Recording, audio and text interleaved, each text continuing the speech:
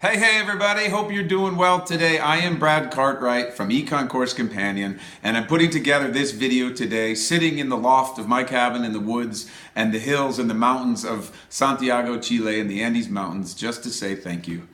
Because today, this channel cleared 1 million views. It's an outcome that I could never have possibly imagined when I sat down 3 years ago to make 11 videos for my IB Econ Year 11s for their semester exam.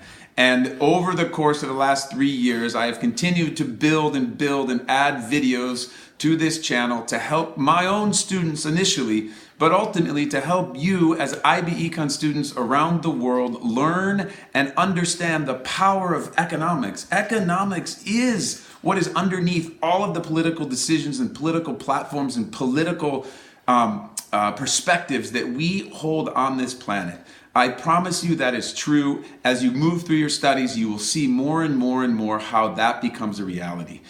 A couple things just to say also, thank you to you teachers out there who have contacted me, who are using videos from this channel in your classrooms. I can't tell you, I don't think there's anything more flattering than one of my colleagues, one of my peers, we're in this together, using videos that I have put together because they think it'll be helpful to their students.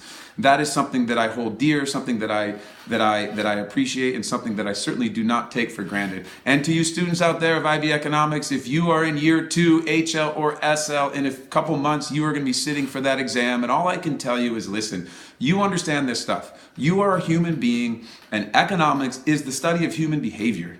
The earliest economists to the most recent economists, what they do is they look at how we behave first, and then they take that behavior, and it's through that behavior that these theories were created. It's not the other way around. It's not like science where there are certain laws that we're like deciphering in nature. No. This is us, human beings behaving.